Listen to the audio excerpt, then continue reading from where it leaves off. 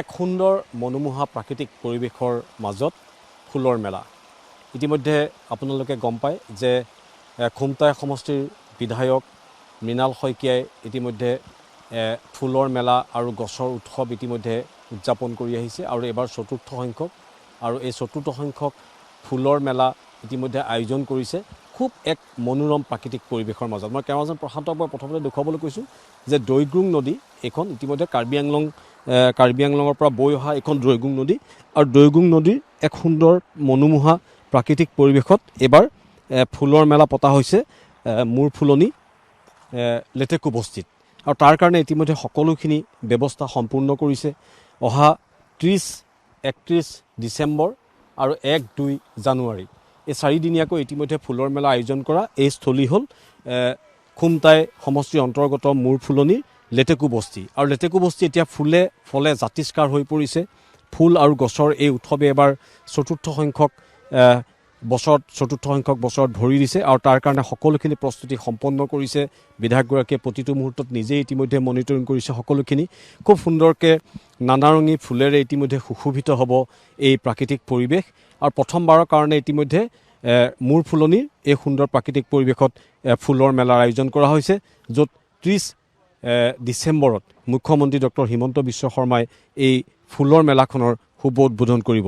তাৰ কাৰণে ভাগে ভাগে সকলো স্থানত কাম চলি আছে আৰু যেনিয়ে আপুনি চাই দিয়ে তেনিয়ে কেৱল হালধীয়া দলিচা সদৃশ এক সুন্দৰ পৰিৱেশ আপুনি প্ৰত্যক্ষ কৰিব।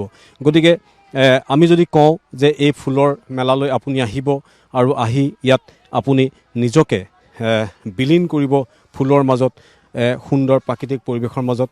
বিধায়কগৰাকী ইয়াতে আছে। আমি বিধায়কৰ পৰা সমগ্ৰ এই যিটো অনুষ্ঠান ফুলৰ মেলা, এই ফুলৰ মেলাৰ অনুষ্ঠানটোৰ সন্দৰ্ভত বিধায়কগৰাকীৰ পৰা অকণমান আমি সম্পূৰ্ণ তথ্য ল'বলৈ চেষ্টা কৰিম। অকণমান সিফালে যদি যাওঁ, ইতিমধ্যে চতুৰ্থবাৰৰ বাবে ফুলৰ মেলাৰ যি আয়োজন, এই আয়োজন ইতিমধ্যে কৰা হৈছে আৰু এটা খুব সুন্দৰ মনোমোহা প্ৰাকৃতিক পৰিৱেশৰ মাজত আমি দেখিছোঁ যে এতিয়াই ফুলেৰে গোটেইখন সুশোভিত হৈ পৰিল। কেৱল ফুল আৰু চৌদিশে হালধীয়া দলিচাৰ দৰে খুব সুশোভিত হৈ পৰিছে।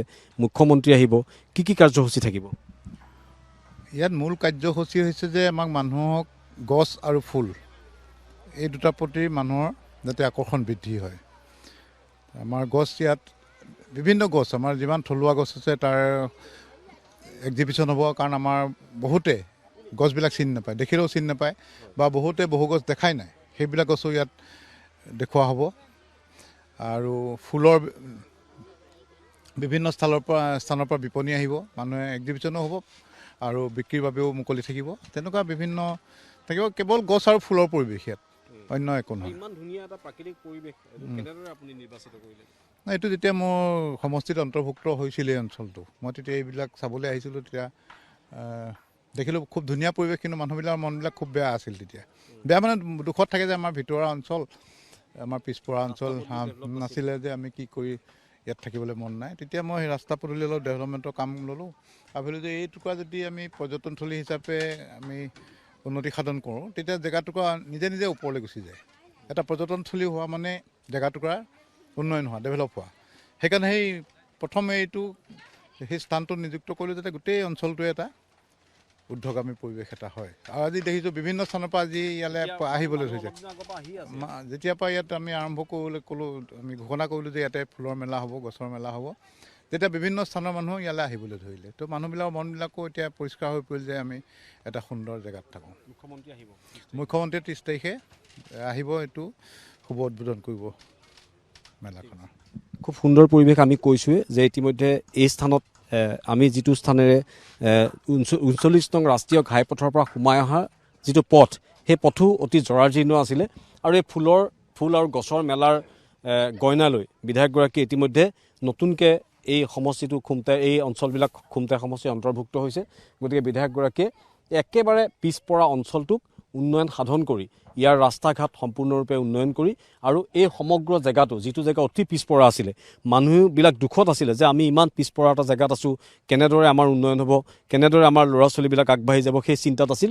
কিন্তু বিধায়কগৰাকীয়ে ইয়াত এই অঞ্চলটো পোৱাৰ পিছতে ইয়াৰ ৰূপ সলনি কৰি দিলে আৰু এতিয়া লাহে লাহে আমি দেখিছোঁ যে ইয়াৰ গাঁৱৰ বা ইয়াৰ বাসিন্দাসকলে ইতিমধ্যে তেওঁলোকে নিজকে অত্যন্ত সুখী বুলি ভাবিছে কাৰণ তেওঁলোকৰ ৰাস্তা পদূলি ভাল হ'ল আৰু এই স্থানটুকুৰা ইতিমধ্যে লেটেকু বস্তিৰ এই সুন্দৰ পৰিৱেশৰ যিটো স্থান এই স্থানটুকুৰা ইতিমধ্যে পৰ্যটনস্থলী হিচাপে গঢ় দিয়াত বিধায়কগৰাকীয়ে সম্পূৰ্ণ ইতিমধ্যে মনোনিৱেশ কৰিছে আৰু ইয়ালৈ ইতিমধ্যে তাৰ কাৰণে কটেজ পাৰ্মানেণ্টলি কটেজ কিছুমান বনাই আছে য'ত 2-3টা পৰিয়াল আহি ইয়াত বসবাস কৰিব পাৰিব সুন্দৰ প্ৰাকৃতিক পৰিৱেশৰ মাজত গতিকে বিধায়কগৰাকীৰ সম্পূৰ্ণ প্ৰচেষ্টা আছে যে একেবাৰে পিছ পৰি থকা নতুনকৈ অন্তৰ্ভুক্ত হোৱা খুমটাই সমষ্টিৰ এই মূৰ ফুলনি লেটেকু বস্তি এই অঞ্চলটো পৰ্যটনস্থলী হিচাপে গঢ় দিব লাগে কাৰণ কাৰ্বি আংলং জিলা লাগি আছে আৰু তাৰে ফলশ্ৰুতিত ইতিমধ্যে প্ৰথমবাৰৰ কাৰণে ফুল আৰু গছৰ মেলাৰ আয়োজন কৰি ইয়াত এটা সুন্দৰ পৰিৱেশ আৰু এটা বাতাবৰণ সৃষ্টি কৰিছে য'ত কেৱল ফুল আৰু গছ থাকিব